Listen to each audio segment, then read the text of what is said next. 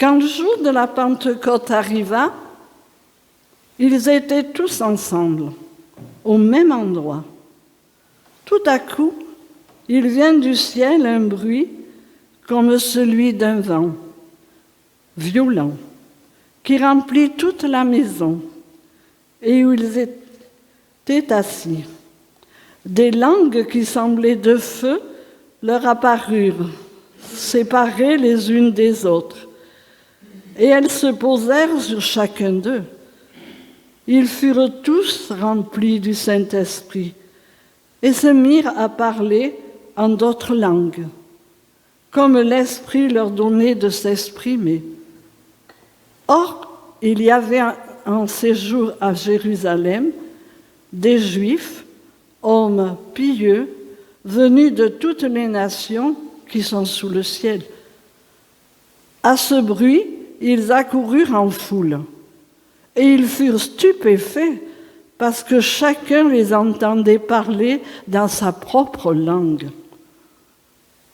Ils étaient tous remplis d'étonnement et d'admiration, et ils se disaient les uns aux autres: ces gens qui parlent ne sont-ils pas tous galiléens? Comment se fait-il donc que nous les entendions chacun dans notre propre langue? Notre langue maternelle, Partès, Médès, Élamite, habitants de la Mésopotamie, de la Judée, de la Cappadoce, du pont de l'Asie, de la Phrygie, de la Pamphylie, de l'Égypte, du territoire de la Libye, voisine de Cyrène, et résidents venus de Rome, juifs de naissance ou par conversion.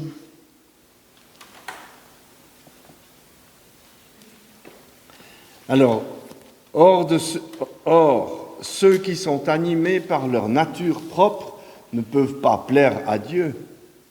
Quant à vous, vous n'êtes pas animés par votre nature propre, mais par l'Esprit. Si du moins l'Esprit de Dieu habite en vous. Si quelqu'un n'a pas l'Esprit de Christ, il ne lui appartient pas. Et si Christ est en vous, votre corps, il est vrai, est mort à cause du péché, mais votre esprit est vie à cause de la justice. Et si l'esprit de celui qui est ressuscité, de celui qui a ressuscité Jésus, habite en vous, celui qui a ressuscité Christ rendra aussi la vie à votre corps mortel par son esprit qui habite en vous. Ainsi donc, frères et sœurs, nous avons une dette, mais pas envers notre nature propre pour nous conformer à ses exigences. Si vous vivez en vous conformant à votre nature propre, vous allez mourir. Mais si par l'Esprit vous faites mourir les manières d'agir du corps, vous vivrez. En effet, tous ceux qui sont conduits par l'Esprit de Dieu sont fils de Dieu. Et vous n'avez pas reçu un esprit d'esclavage pour être encore dans la crainte, mais vous avez reçu un esprit d'adoption par lequel nous crions « Abba, Père !» L'Esprit lui-même rend témoignage à notre esprit que nous sommes enfants de Dieu. Or, si nous sommes enfants, nous sommes aussi héritiers, héritiers de Dieu et co-héritiers de Christ, si toutefois nous souffrons avec lui, afin de prendre aussi part à sa gloire. Si vous m'aimez, respectez mes commandements. Quant à moi, je prierai le Père et il vous donnera un autre défenseur afin qu'il reste éternellement avec vous. Esprit de la vérité, que le monde ne peut pas accepter parce qu'il ne le voit pas et ne le connaît pas. Mais vous le connaissez, car il reste avec vous et il sera en vous. Je ne vous laisserai pas orphelins, je reviens vers vous. Encore un peu de temps et le monde ne me verra plus, mais vous, vous me verrez, parce que je vis et que vous vivrez aussi. Ce jour-là, vous saurez que je suis en mon Père, que vous êtes en moi, et moi en vous. Celui qui a mes commandements et qui les garde, c'est celui qui m'aime. Celui qui m'aime sera aimé de mon Père, et moi aussi, je l'aimerai et je me ferai connaître de lui. Jude a distingué de l'Iscariote, lui dit « Seigneur, comment se fait-il que tu te feras connaître à nous et non au monde ?» Jésus lui répondit « Si quelqu'un m'aime, il gardera ma parole et mon Père l'aimera. Nous viendrons vers lui et nous établirons domicile chez lui. Celui qui ne m'aime pas ne garde pas mes paroles. En la parole que vous entendez ne vient pas de moi, mais du Père qui m'a envoyé. »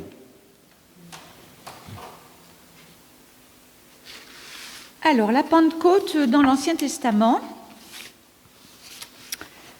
le nom de Pentecôte n'est que dans le Nouveau Testament. Mais cette fête instituée par Dieu existe depuis Moïse, que nous pouvons lire dans Lévitique et Deutéronome, qui est mentionnée la fête des prémices, la fête de la moisson. Donc en hébreu, Shavuot.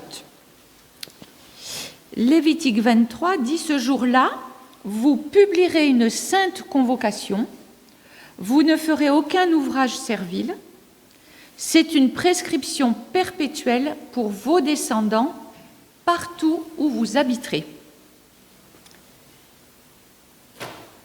Cette fête juive est célébrée 7 semaines après le 2e jour de la Pâque, exactement 50 jours après Pâques.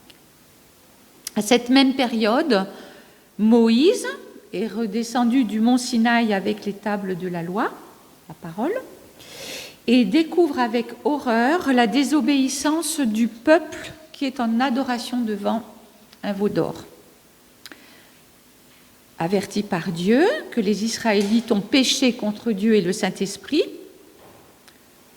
en adorant une statue. Il dit « Descends tout de suite, ton peuple est tombé dans un grand péché. Ils ont fabriqué un veau en métal fondu et ils se sont mis à genoux devant lui. » La loi révélait le péché et la conséquence de ce péché, c'est la mort. Donc les conséquences de leur faute fut de 3000 hommes environ morts en un jour. La sentence contre ceux qui ont péché contre Dieu est qu'ils sont effacés du livre de Dieu. Pour moi, ça serait la plus terrible des choses qui puissent arriver à un être humain, ne plus faire partie du livre de Dieu. Donc le Saint-Esprit, la venue de Jésus et par la suite sa victoire sur la croix nous permettent de passer du visible à l'invisible. Même si nous ne croyons pas au domaine céleste, il existe quand même. Et il y a dans le monde invisible une activité. Le chrétien qui nie le surnaturel et ne croit pas au don de l'esprit est inopérant dans ce domaine. Ce chrétien humain se place au même niveau que les courants politiques, philosophiques, humanistes. Un tel homme subit les événements. Maintenant, si nous ne voulons plus subir, mais être acteurs de notre vie, alors demandons au Saint-Esprit d'ouvrir nos cœurs et notre esprit afin de nous révéler les choses cachées à nos yeux et à notre compréhension limitée. J'ai trouvé dans l'Ancien Testament un beau témoignage d'une chose invisible qui est lu dans 2 Rois 16. Le roi de Syrie est en guerre contre Israël. Élisée le prophète rapporte au roi d'Israël les stratégies de bataille élaborées par l'ennemi, puisqu'il est inspiré par le Saint-Esprit de la bataille à venir. Seulement un matin, la ville d'Othan était encerclée par l'ennemi. Le serviteur d'Élisée se lève tôt le matin, il ouvre ses yeux et il voit l'armée positionnée devant eux en grand nombre. Quelle fut sa réaction ? « Quel malheur, maître ! Qu'allons-nous faire ? Nous sommes encerclés. » Élisée dit au jeune homme de ne pas avoir peur. Ceux qui sont avec nous sont bien plus nombreux que ceux qui sont avec eux. Élisée prie, « Seigneur, ouvre les yeux de mon serviteur pour qu'il voie clair. » Et l'Éternel ouvrit les yeux du serviteur, qui vit la montagne couverte de chevaux et de chars de feu autour d'Élisée. Les Syriens descendirent vers Dothan et ils ont été frappés d'aveuglement. Donc la prière d'Élisée a apporté une confusion au sein des troupes adverses et ils ont tous été faits prisonniers sans aucun mort. Ce qui est intéressant est la vision spirituelle accordée pour un temps au serviteur d'Élisée. Il a vu l'armée de Dieu invisible aux humains, mais visible par l'Esprit. Les anges guerriers sont venus en nombre, diligentés par Dieu lui-même pour cette bataille.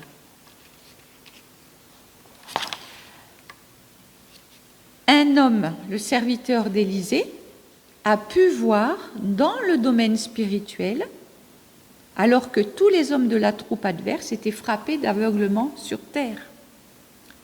Donc si je fais un parallèle entre l'Ancien et le Nouveau Testament, c'est pour montrer que Jésus a accompli sa parole.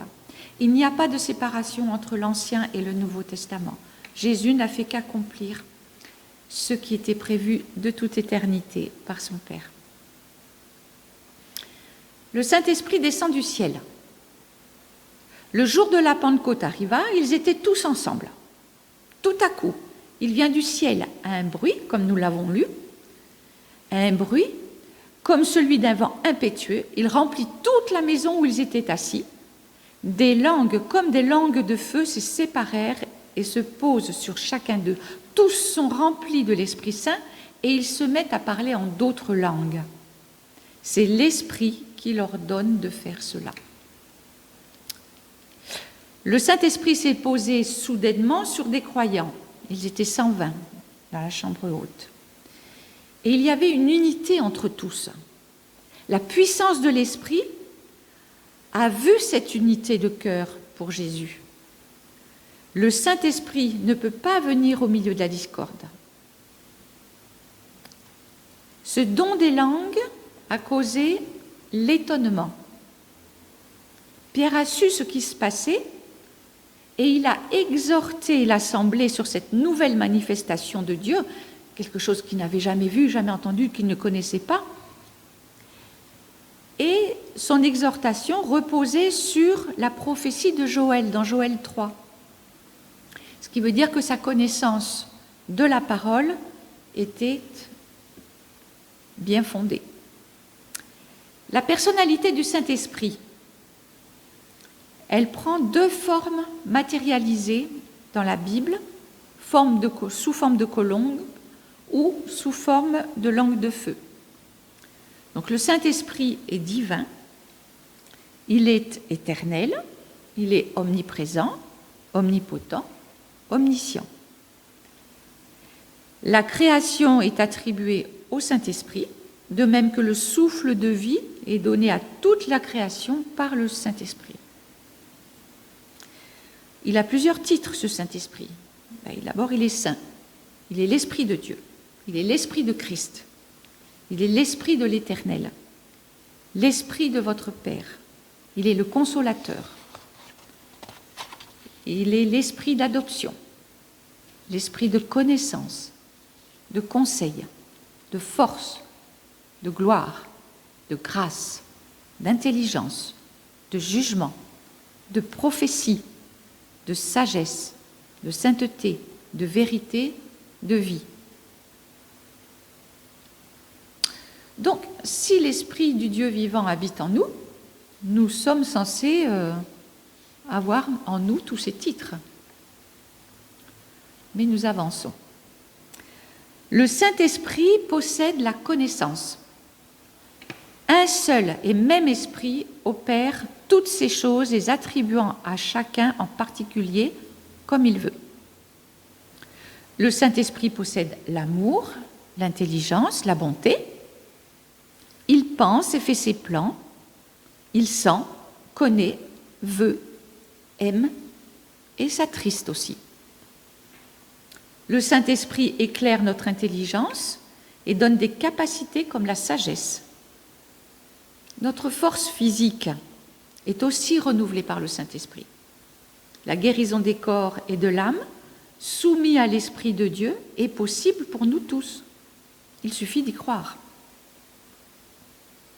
Il donne aussi des révélations et revêt le croyant de puissance pour le témoignage. C'est ce qu'ont fait les disciples à la chambre haute. Ils ont rendu témoignage. Le Saint-Esprit demeure éternellement. Il nous rappelle les paroles de Christ. Il rend témoignage de Jésus. Il convainc le monde de péché. Et il nous conduit dans toute la vérité. La promesse de l'envoi du Saint-Esprit. Le Seigneur Jésus a enseigné que pendant son ministère terrestre, l'Esprit Saint pouvait être reçu par ceux qui en faisaient la demande. À la fin de son ministère, il a promis de prier son Père pour que son esprit demeure en eux. À sa résurrection, Jésus se montre à ses disciples dans la maison où ils étaient rassemblés, en passant à travers les murs et les portes fermées à clé. Il dit : « La paix soit avec vous. Comme le Père m'a envoyé, moi aussi je vous envoie. » Je pense qu'il devait y avoir un très grand étonnement de la part des disciples à ce moment-là. Il souffla sur eux et leur dit : « Recevez l'Esprit Saint. Quand vous refuserez ce pardon à quelqu'un, Dieu le refusera aussi. » Grande responsabilité. Pardonner est un devoir. Est-ce que notre non-pardon nous empêche de recevoir l'Esprit Saint ? Un peu plus loin dans le chapitre de Jean, chapitre 20, il est dit : « Devant ses disciples, Jésus a encore fait beaucoup d'autres miracles, mais on ne les a pas racontés dans ce livre. Ceux qu'on a racontés de ce que nous avons lu nous permettent de croire que Jésus est le Messie, le Fils de Dieu. Alors si nous croyons, si vous croyez, vous aurez la vie en son nom. » Les signes racontés par Jean et les disciples nous suffisent pour croire et recevoir la vie. Une fois équipés, revêtus de l'Esprit de Jésus, nous pouvons et devons transmettre à d'autres cette liberté qui est accordée. Le jour de la Pentecôte, tous les disciples sont remplis de l'Esprit, dans Acte 2, comme nous l'avons lu. L'Évangile est alors annoncé aux Juifs en premier, et le Saint-Esprit est donné par l'imposition des mains. Lorsque Pierre annonce l'Évangile aux gentils que nous sommes, l'Esprit est donné sans autre condition que la foi. Les fruits sont immédiats. Ils parlent en langue inconnue et chantent la grandeur de Dieu. Les vrais enfants de Dieu sont nés de l'Esprit. L'Esprit Saint demeure en eux et leurs corps deviennent son temple. Ils sont baptisés et scellés du Saint-Esprit. Avons-nous conscience de l'autorité que Dieu nous donne? Cette autorité doit s'exercer contre un ennemi commun. Nous n'avons pas à lutter contre la chair et le sang, mais contre les principautés des ténèbres, qui apportent la confusion, qui apportent la haine, le désordre, les disputes, une multitude de péchés, dans le but de nous éloigner de l'amour de Jésus. Quelle perception avons-nous du Saint-Esprit? Avons-nous la perception d'Élisée ou de son serviteur?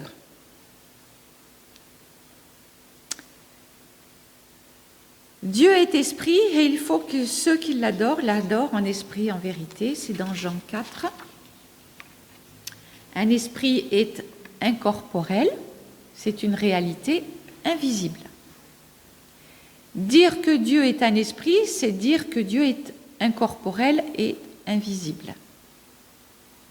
Deutéronome 4, 15 à 18 nous met en garde de ne pas se fabriquer un Dieu pour lui donner une apparence d'objet, de statue, ni d'adorer la lune, ni le soleil, ni les étoiles pour rendre un culte à Dieu. Notre perception intellectuelle peut nous éloigner de Jésus, alors qu'une expérience de la présence du Saint-Esprit nous rapproche de Jésus. Notre perception intellectuelle est-elle en adéquation avec ce que dit la parole, la Bible? Quand on a un doute, quand j'ai un doute, je cherche dans la parole. Que dit la parole? Le Saint-Esprit est envoyé par le Père et le Fils. Si nous doutons ou pensons que l'effusion du Saint-Esprit, comme dans la chambre haute, est du désordre, recherchons ce que dit la parole. Notre guide, toujours la Bible. L'effusion du Saint-Esprit à la Pentecôte sur les 3000 âmes, enfin c'est sur les 120 âmes qui ont pu annoncer l'Évangile, et 3000 ont été convertis et a commencé la première communauté chrétienne. Nous reconnaissons plus facilement la présence des anges. Certains ont vu des anges, d'autres pas, d'autres ont vu Jésus. Il est plus facile pour nous de se faire une représentation des anges que du Saint-Esprit.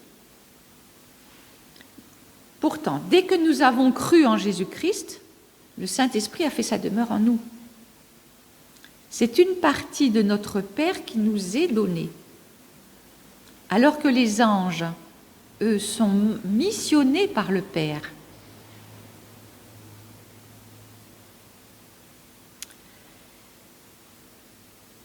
Jésus dit à Thomas, « Tu crois parce que tu as vu? Ils sont heureux, ceux qui n'ont pas vu et qui croient. » Lorsque les disciples sont réunis dans la maison après la mort de Jésus, Thomas n'a pas cru à sa résurrection. Jésus lui dit encore, « Arrête de douter et crois. » C'est valable pour nous, en tout cas pour moi. Alors, si nous arrêtons de douter, on verra la gloire de Dieu. Le Saint-Esprit pour nous aujourd'hui, nous avons vu que le Saint-Esprit était donné à certains dans l'Ancien Testament, comme les prophètes, les Lévites. Puisque nous sommes le temple du Saint-Esprit, il demeure dans le cœur des croyants. Nous devons l'accueillir comme une partie de nous-mêmes. Je mettrai mon esprit en vous et je ferai que vous suiviez mes prescriptions et que vous observiez et pratiquiez mes ordonnances. Si nous ne pouvons pas, si nous faillons dans certains domaines, que nous avons du mal à reconnaître, à être ce que Dieu veut, demandons au Saint-Esprit de nous aider. Et vous savez que nous pouvons attrister aussi le Saint-Esprit. Exode 32, nous avons vu comment les Israélites ont attristé le Père. Ils n'avaient pas l'Esprit de Dieu en eux, pas même dans leur intelligence. La colère du Père s'est manifestée par la mort de plusieurs hommes, donc les 3000 mentionnés. Ésaïe 63 dit « Ils ont blessé son esprit, le Seigneur est devenu un ennemi pour eux, et il s'est mis à les combattre. » Comment pouvons-nous attrister le Saint-Esprit? Quels sont les péchés qui l'attristent? Matthieu 12 en parle. Jésus chasse des esprits mauvais et dit à ses disciples « Celui qui n'est pas avec moi est contre moi, je vous le dis. Les gens recevront le pardon pour tous leurs péchés et pour toutes leurs insultes contre Dieu, contre le Fils de l'homme. Si nous sommes insultés, Dieu pardonne. Il pardonne les insultes contre lui-même et contre son Fils. Mais nous, si nous sommes insultés, comment est-ce que nous réagissons? Est-ce que nous pardonnons aussi vite?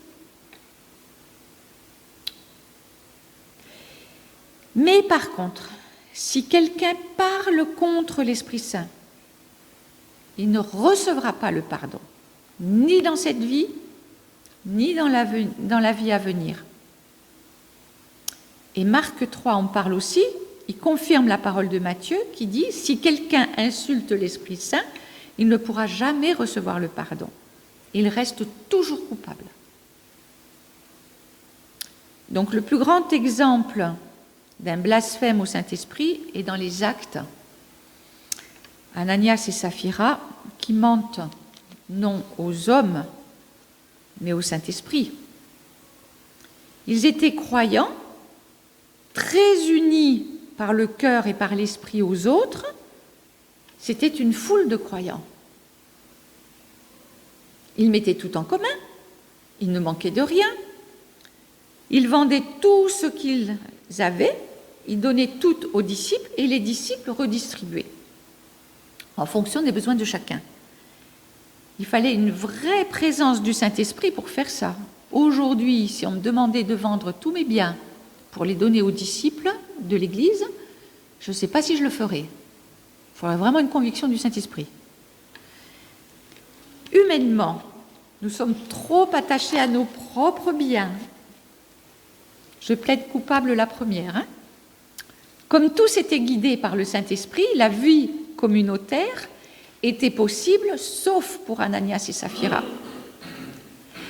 Pierre lui dit, « Ananias, tu as ouvert ton cœur à Satan. Pourquoi as-tu menti à l'Esprit Saint en gardant une partie de l'argent du champ que tu as vendu ?» Ananias tombe et meurt. Là, la réponse ne s'est pas fait attendre. 3 heures plus tard, sa femme arrive, Saphira, et elle confirme les dires de son mari. Au même moment, la femme tombe aux pieds de l'apôtre et elle meurt. Dieu vous a marqué de son Esprit Saint, alors ne faites pas de peine à cet esprit. C'est lui qui vous assure qu'un jour, Dieu vous libérera complètement de vos péchés. Même si nous avons accepté Jésus-Christ dans nos cœurs, il y a bien longtemps, nous pouvons encore demander aujourd'hui au Saint-Esprit de nous libérer de ce qui entrave nos vies, de ce qui nous empêche de vivre libre. N'empêchez pas l'Esprit Saint d'agir. Ne méprisez pas les paroles du prophète. Prenons garde à ne pas empêcher le Saint-Esprit d'agir pour nous-mêmes, mais plus grave encore, pour les autres. Le Saint-Esprit est très respectueux de notre volonté. Il ne nous forcera jamais à faire ce que nous ne voulons pas faire. Par contre, ce qu'il veut que nous fassions ou que nous voudrions faire, et que nous ne pouvons pas, alors il nous équipe. Il nous équipe de ce qui nous est nécessaire pour accomplir une mission. Demandez, vous recevrez. Celui qui a des oreilles, qu'il écoute ce que l'Esprit dit aux églises dans l'Apocalypse. Revenons sur le baptême de Jésus. Marc 1 dit « Or, en ce temps-là, Jésus vint de Nazareth, un village de Galilée. Il fut baptisé par Jean dans le Jourdain. Au moment où il sortait de l'eau, il vit le ciel se déchirer et l'Esprit descendre sur lui comme une colombe. Une voix retentit alors du ciel. « Tu es mon Fils bien-aimé, tu fais toute ma joie. » Donc Jésus est au Jourdain face à son cousin Jean le Baptiste. Il reçoit le baptême d'eau en même temps que tout le peuple, tout le reste du peuple. Donc il n'a pas encore commencé son ministère public. Et il se purifie par l'eau, comme toutes les prescriptions juives, avant d'annoncer sa mission. Jésus, il est seul. Il n'a pas de disciples à côté de lui. Jean-Baptiste est pressenti être le Christ par la foule, alors il dit « Moi, je vous baptise d'eau, mais il vient celui qui est plus puissant que moi, lui, il vous baptisera d'esprit et de feu. » Il parlait de son cousin. Seul le Saint-Esprit a inspiré Jean-Baptiste pour faire une telle déclaration.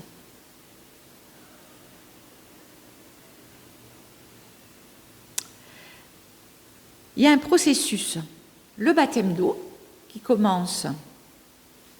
Le baptême commence par le baptême d'eau, qui est un acte ordonné donc par le Seigneur pour lequel nous, croyants, nous rendons témoignage de notre foi et de notre salut.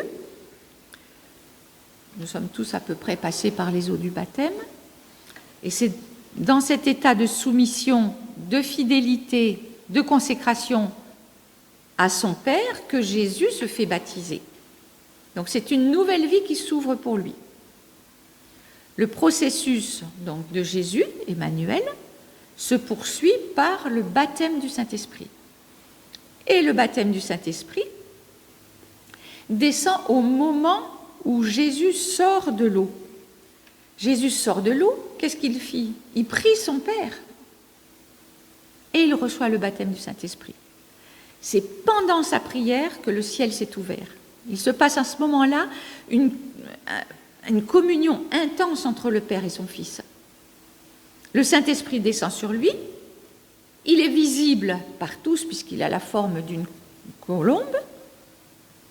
Au passage, vous savez que la colombe délivre un message, elle symbolise l'amour, l'unité, la paix, l'harmonie, la pureté, la loyauté, l'innocence, le renouvellement, la renaissance.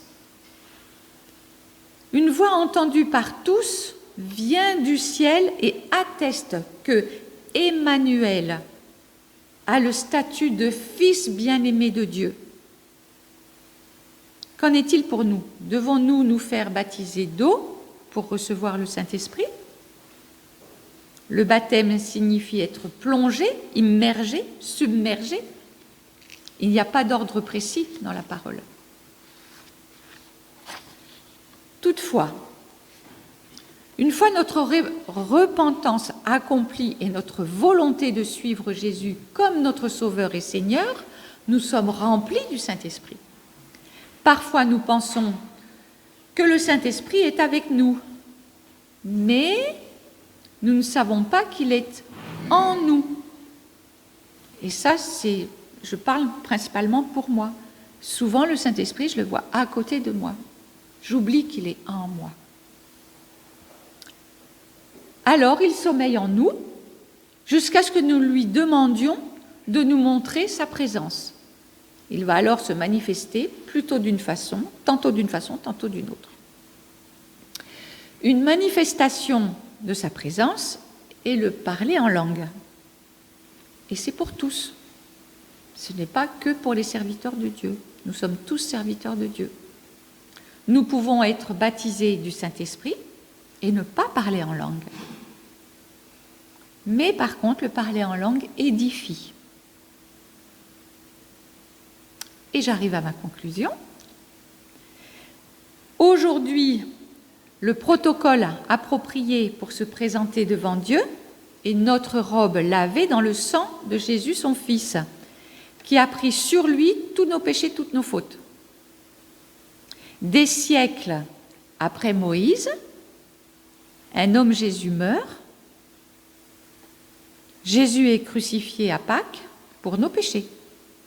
Cette fois, la loi est gravée dans nos cœurs, non plus sur les tables de la loi.